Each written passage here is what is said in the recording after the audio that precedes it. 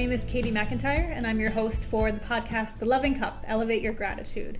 Today is Friday, August 31st, 2018, and we're live from the Finger Lakes One studios in Seneca Falls, New York. So, welcome. Wanted to start today with a quote from Fred de Witt von Amberg, who shares with us in this quote, "None is more impoverished than the one who has no gratitude. Gratitude is a currency we can mint for ourselves and spend without fear of bankruptcy." I just liked that as a way to kick us off today. My guests today are David and Dorothea Ettman of Fayette, so welcome. Good morning, or good afternoon. It's nice to have you both here. So I'd like to have my guests start off with introducing the other. So would you introduce us to Dorothea? I'll start. Dorothea Ridgway, now Ettman, grew up in Southampton, New York. She likes to phrase it, she grew up when it was still potato fields and dirt roads, and she knew her neighbors in the school, and it was a great place to grow up. Somehow or another, her family roots were from Mississippi, so she decided when she left high school to head south to Jackson, Mississippi to Millsaps College, where her grandfather had gone to school before he came north to go to medical school. And she showed up in Jackson, and I'd been there a couple of years, and she came by, and they drove by our fraternity house and on a Friday night, and saw some of the other guys and stopped to talk, and Dorothea and I started talking, and we didn't stop talking till about 4 o'clock in the morning. It was kind of strange and unique and special. Dorothea and I both have degrees in economics. We both have a brother and a sister. We both grew up with really nice parents. And Dorothea has taught me a lot about what it's like to pick your battles, know when it's appropriate, know when to back off and let kids be kids, let people be kids, but sometimes when you have to draw the line and do things, then it means something more. And she's also as we were talking the other day, she's a very forgiving person, but she doesn't forget. She remembers and knows that there are things that you have to pay attention to, and she's been very forgiving to a lot of things for me and for other members of our family and other people. And we both have ended up raising our 3 girls and being very grateful for that, and I'm very grateful for her. Lovely introduction. That was a long introduction. Sorry. No, it's lovely. So would you introduce us to David? David, husband, father, and one of the kindest people I know. We're married almost 38 years, and that's because he's such a kind person. David. That's me? Yeah. Perfect. Lovely. So let's think about the past year, and if you can each share something with me that you're most grateful for from the past year. And either of you can go first. You start. 2018 has been an amazing year for us. Our middle daughter is in the Peace Corps in Africa. Oh, beautiful. And we were able to spend Christmas with her this past Christmas. Our youngest daughter lives in Denver, and she flew to Madrid. We flew to Madrid. Our oldest daughter met there, and we all flew to South Africa and spent 3 weeks visiting Melissa and her village, the work that she does. And I think we're most grateful this year to have been able to be together for Christmas and to spend it in Africa. Awesome. It's hard to top that because we talked about that. It's hard to beat when you have a daughter. Well, all of our children are doing amazing things, but Melissa's the one that's the farthest away. And for all of us to be able to work our schedules and work something out, and to see the work that she does in her village, and then to give her a break was part of it. We were able to spend some time where she doesn't have running water, she doesn't have electricity or anything like that. So we were able to spend a week where she had those things and give her a break, and then enjoy the scenery and the excitement that was in South Africa. But I think the other part that the gratefulness, is it for this year? It's that Dorothea has been able to stand by my side while we do this campaign. I asked her when it became a possibility. I said, "Do you think you can do this?" And I think now, if she knew exactly what she'd gotten herself into, the answer might have been a little different. But I don't think so. I think but I'm grateful for her. We have our moments, and then we work through it. So it's being pretty grateful for her and working through this process. Well, you have just a couple more weeks till primary time, so getting close. Can we borrow some sleep? That will be good. How about for your whole life? What you're most grateful for? I probably two things. I was a third child. My parents, my mother was the same age as Dorothea's parents. My dad was a good bit older. And over life, I think what I'm grateful for is that our children, had an opportunity to know all four of their grandparents. I didn't. I knew each of my grandfathers very briefly in life, combination of geography and their ages. And for our girls, I think particularly their grandfathers were very different and also very similar. And they learned a lot from them, from the two grandpas. From the grandmother, from Granny Ettman and Grandma Ridgway, they also learned a lot, and it's amazing how much they carry on from them. And so having them have the opportunity to grow up with their grandparents for a good part of their life was a pretty grateful thing for us, because it's impacted how they are today. Beautiful.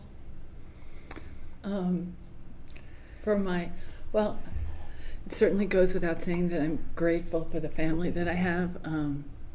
My brother and sister are both adopted, and we have a great family, and I'm grateful to them. I'm grateful that I have a brother and a sister. My mom's still alive. She's going to be 94 in January, and she's still in good health, so I'm grateful for that. And then a large part of my life has been spent with David, and I'm grateful that he walked out of the fraternity house when he did. Well, I don't know how many, 40 years ago? Not quite, but it's getting close. 20, 39, quite some time Maybe you have to ago. make a trip back to Mississippi. I think, yeah. So grateful to have him. Are your brother and sister, are they nearby, or do they live in different parts of the country? My sister lives next door to my mom. I'm a Long Island girl, and my brother lives in Maine now. So Both are nice places to visit. They are. So I get to see. We usually, until our lives were transformed this spring, we would head down to Southampton, usually about once a month, to see my sister and the kids. I have a great nephew and niece, and my mom, and just grateful to still have her. She's a miraculous human being. Yeah. What's her name? Her name is Marjorie Ridgway. It's a nice, strong name. Yeah. Well, hopefully she'll get a chance to watch this and see you both, and she'll like her little shout out. So, what about if you can share with us what you're most grateful for in the other? And I know you've kind of talked about that a little bit, but let's tease it out a little.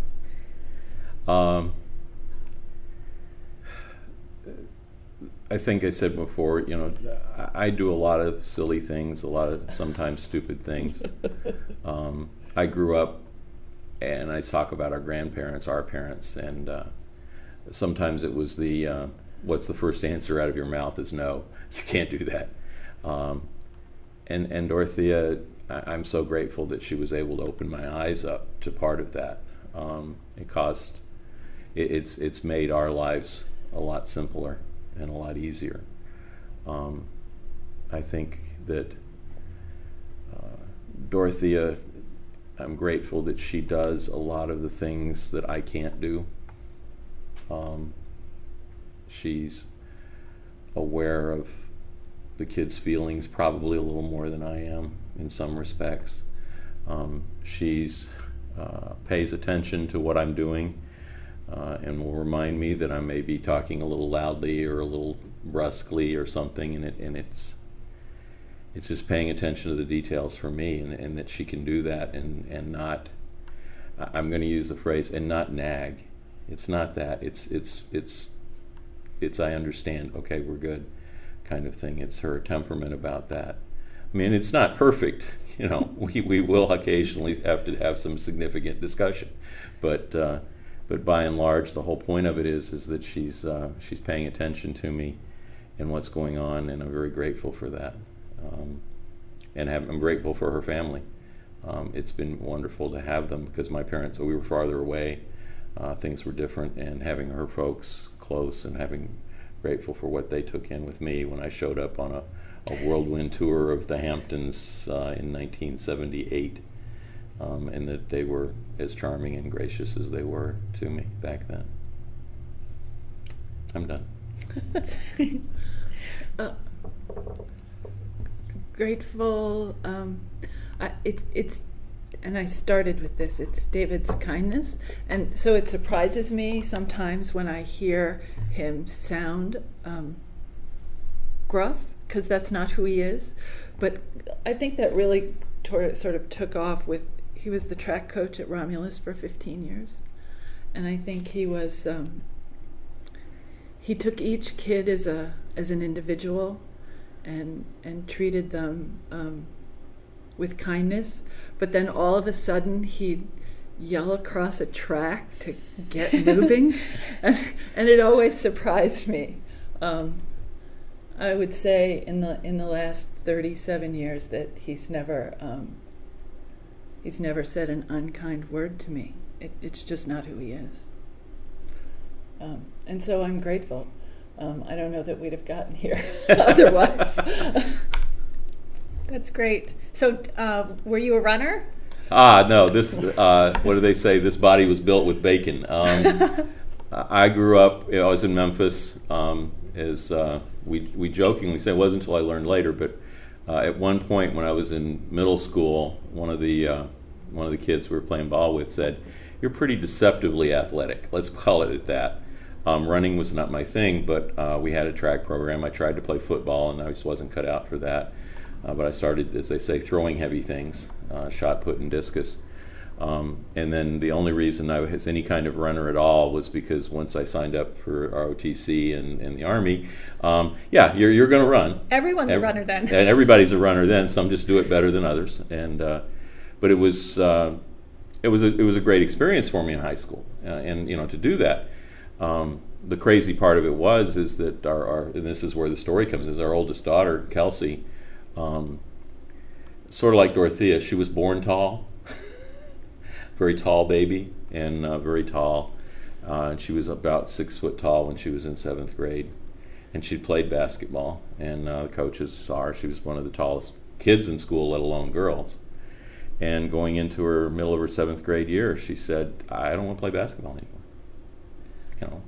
There was a disturbance in the basketball force, that ever, but and then another spring went by, and she said, and she knew I'd thrown shot and discus, and she said, I want to try that.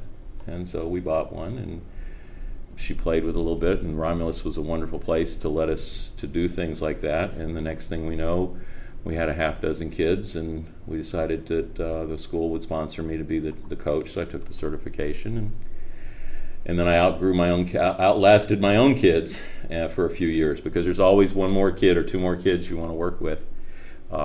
And finally, this past year, when I changed my job and lost a lot of flexibility, I finally had to give it up after 15 years. That's awesome. So is the program still going on, yes. at Romulus? So I bet there's a lot of people here that don't know that you created that. That's wonderful. My daughter created it. I go back when we had a sports banquet this year, and I basically said, to the people that had a vision, to let her do it. And that's one of the great things that we loved about the community, and why we made it worked. I mean, we didn't know that 30 years ago, but we know it now, and it's amazing. It's a great story. Yeah. Romulus was a great I guess we could place. say we're grateful for Romulus. We are definitely grateful for Romulus. That's good. So my next question was about the community and what you're grateful for in the community. So I think Romulus is part of that for sure. Anything else you want to add about the community, even Seneca County at large, or? Your turn. Just because I am so grateful to the experiences that my girls had at Romulus, I guess it's a school. Kelsey, since we're chatting about her, was in every play from the time she was in the second grade till she graduated. And Romulus allowed the kids there to be in sports, to do the play, to be in the band, and to be that you didn't have to choose. And I'm really grateful that that's been the way it has worked for many, many years. Romulus or Seneca County was a great place to raise our children. I never thought we'd stay here. I was born and raised on Long Island, and I really thought that that's where we'd end up. And there was one Memorial Day weekend stuck in traffic, and I looked at David and I said, I can't raise the girls there. And so this was the place to be. So how did you come to Seneca County? The Seneca Army Depot. Yeah. Okay. So David joined the Army after he graduated from law school and had his MBA, and they sent us off to Germany. And our first daughter was born there, and then the Army transferred us to El Paso, Texas. David was not a fan of the heat of El Paso. And he had the opportunity. I happened to be visiting back on Long Island, and he called and said, "Do you want to go to Seneca Army Depot?" And I said, "Where is that?" I'm a New Yorker, but for a Long Island girl, everything north of the city is all upstate. Correct. It's all the same thing. It's all upstate. It snows in November, and it doesn't come off the ground till April. That's what I knew about upstate New York. But we called around to a couple friends that were upstaters, and they said it was a great place to go. So I packed up in 2 weeks from El Paso, Texas, and in August of 1988, 30 years ago this month, we arrived. Yeah, that was... Not imagining that 30 years later you would be here, that we'd still be here. No, we, I knew we'd be here for 3 or 4 years. That was understood. We bought a house because it was what we wanted to do. She fell in love with it was a 5-foot walking spinning wheel that they had left in the house, an antique. And we also had... No, I've never. Still now. But I love it. It had a big 2 barns, so we had plenty of room for stuff and cars and things. And so we bought the house right behind the old firehouse in Fayette. Little did I know that would immediately mean that I had to join the fire department because somebody had to go turn that because they didn't. And you were probably closest, right? Right. And it was, the time at the depot was pretty amazing because I was a general counsel for a small, essentially an integrated corporation. I mean, we had several thousand employees. We had the military side, we had our missions, and but at the end of when we finished up at the end of Desert Storm. The Army was downsizing a little bit. It was going to have to make some decisions where we wanted to go.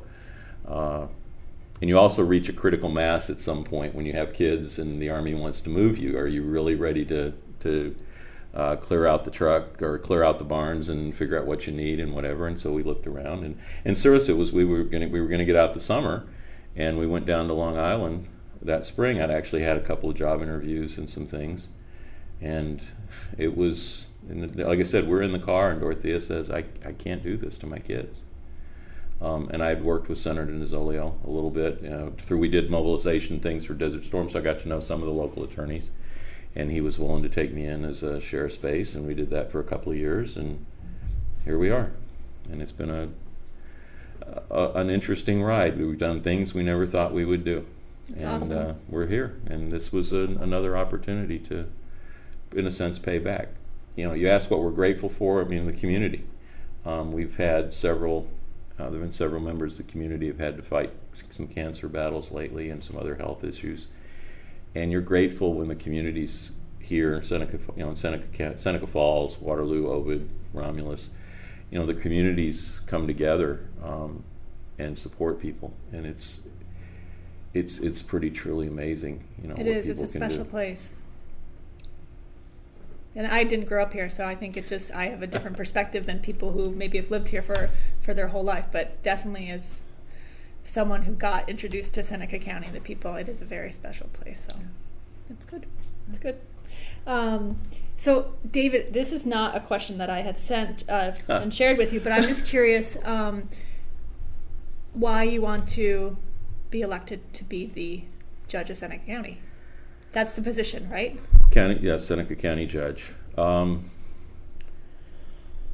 been a practicing attorney for 35 years. 31 of those years, I've been a trial attorney. I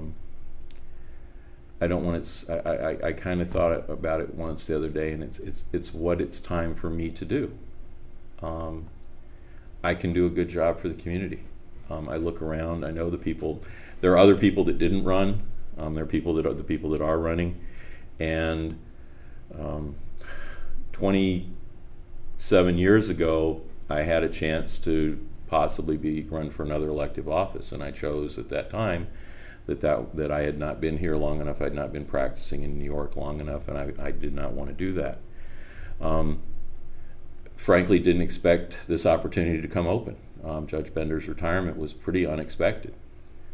And so you look at your options and you look at where you are, and it was a case of, this is what I need to do. I'm good at what I do.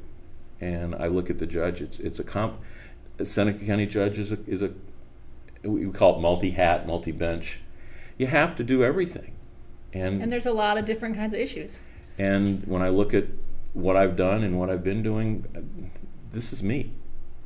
And this is why I want to run for judge. And people look at me like I have three heads, but that's what it comes down to. I would be very disappointed in myself if I didn't try. So that's why. Okay. Thank you. I love the idea of that you shared of just like it's time and all of the different things that you've done in your career, and it's when you arrived 30 years ago, I'm sure you would not have thrown out there, and I'm gonna be the judge of the county, but that's the beauty of life, the path that you follow. So that's great. So can you talk to me about your girls and if you taught them gratitude? I don't think it's a matter of teaching them gratitude. I think what they do. Kelsey is a costume designer. I thought she was going to be a doctor. Melissa's in the Peace Corps. She's she's ridden her bicycle across the United States twice with the Bike and Build program. I don't know if you're familiar with that. They ride for 2 or 3 days, and then they'll do a Habitat for Humanity build, and then they ride again. They raise money. Each group donates $150,000 to affordable housing programs across the country. She's been a camp counselor in the hills above Los Angeles. She's just always given up of herself. Kate, the youngest, works for the Food Bank of the Rockies in Denver.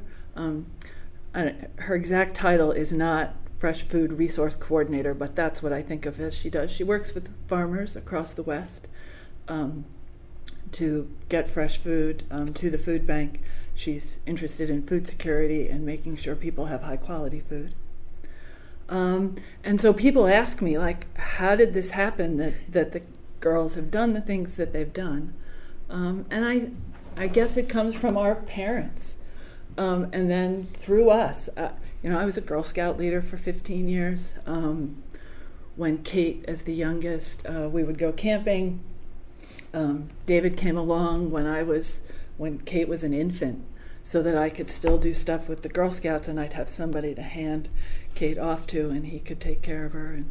And he was soccer coach, and when they were little, and we just were involved in our community, gave the time that we could in the ways that we could.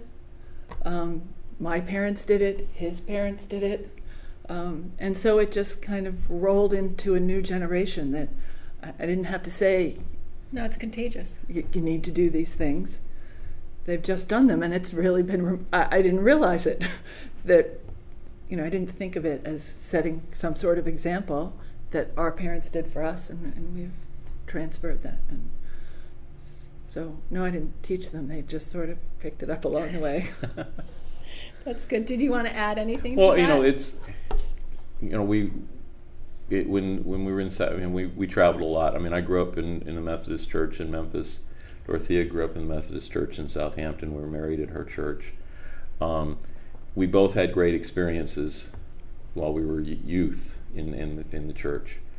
But moving as much as we did, and we had friends and things, but it's been hard to do the things we do and try and stay within that structure. But one of the things I think that was part of it was the girls, when we were in Memphis, we would, or to me, when we were in Southampton, we would go to church over in Memphis, we would go with my mom. And they knew there was sort of that spirit that you have to step out. I mean, it's not, I guess it's, you use the term gratitude. We just kind of look at it as, it's a sense of responsibility for the people that are around you. They're very thankful for what they have. They know that. Yeah. I'm very thankful for what the life that my parents were able to give me. I mean, we had things we had to work through, Dorothea's folks as well. We're very grateful in that respect, but it also meant that the kids understood that I was on a scholarship to college. The school, I did pretty well in the school, put a scholarship, and what my father did when I graduated was essentially repay the scholarship over a period of time.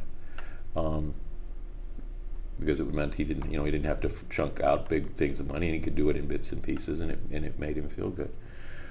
My dad, he read books to a elementary school in Memphis, Tennessee, when he more or less retired. He was out there at least once or twice a week. And his he was an Optimist Club like Rotary and Kiwanis, Mm-hmm. and they gave books, and he gave books. This is an elementary library. And they had a new principal, a new librarian, came in. And they just knew this gray-haired old kind of guy came in and read books. And the librarian looked and saw that probably half the library had donated by my dad. And here we go. That's you can awesome. Try and finish it. I know we're running out of time, but that was one of the things he was most proud of. They named the library for him. Beautiful. So what's the name of the library? Doc Ettman, Yeah. Northside Library. And That's fantastic. it's just, and our kids knew that. Yeah. And that's just part of who we are. Yeah. It's beautiful. It's beautiful. So our time went really fast. Yes, it did. I told you it would. So we are coming to the end of our time together. Thank you for tuning in. Thank you, Dorothea and David, for sharing some really beautiful stories about your life. And sorry, we will be back next week with 2 more guests. Until then, if you or someone you know would be a great guest, please contact me through Finger Lakes 1. And until then, have a blessed day and share your gratitude.